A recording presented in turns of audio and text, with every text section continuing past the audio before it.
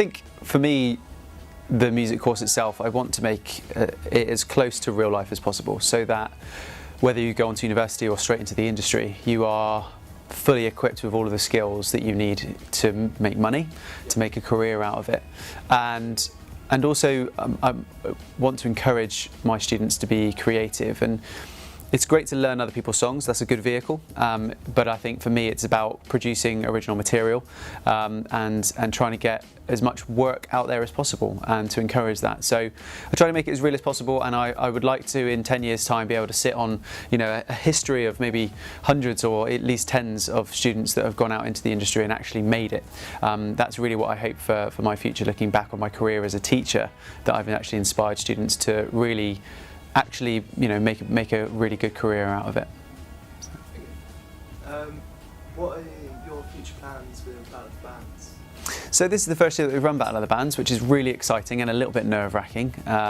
It's been great to get some great names on board as well, such as Michael Mochan and also Stephanie Newenhayes from BBC Introducing, and James Wilmont from Muddy Road Studio.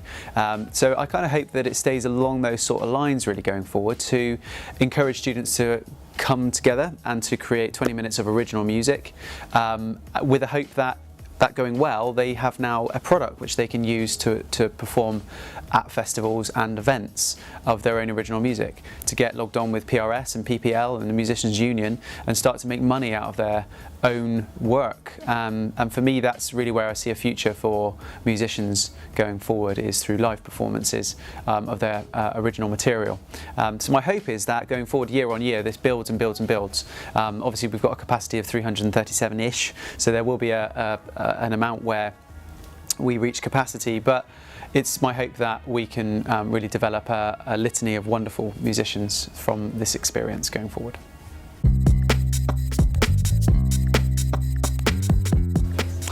I think, I don't know if it's the same for everybody that's a teacher, but I think you find yourself in other roles trying to strive towards teaching anyway.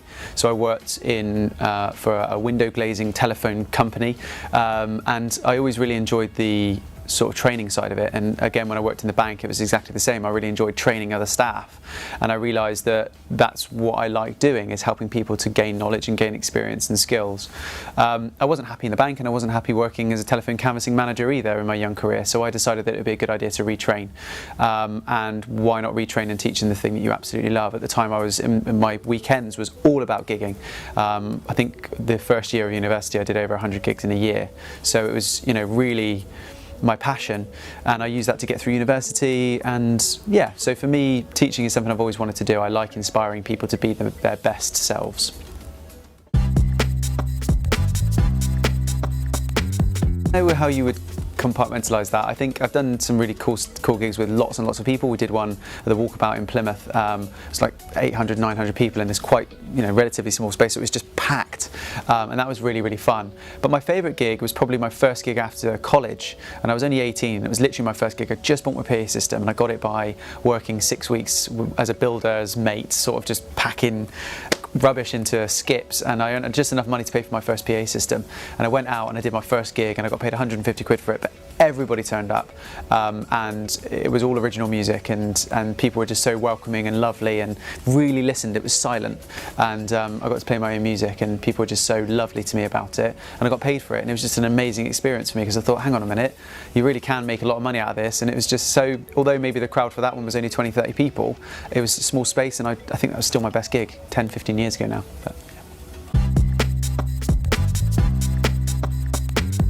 I think I want to be a teacher anyway. I mean, for me, the 16 to 18 is a really important time for development and growth. It was for me. I wasn't an amazing student at school, but when I got to college, I realised what I wanted to do, and I started to work really, really hard. And so I saw a huge transformation in myself between the ages of 16 and 18, which is why I want to work with 16 to 18-year-olds, because it's sort of a make or break time, I think. And I wanted to be and enjoy being a part of that with development. So working with that age group is really important.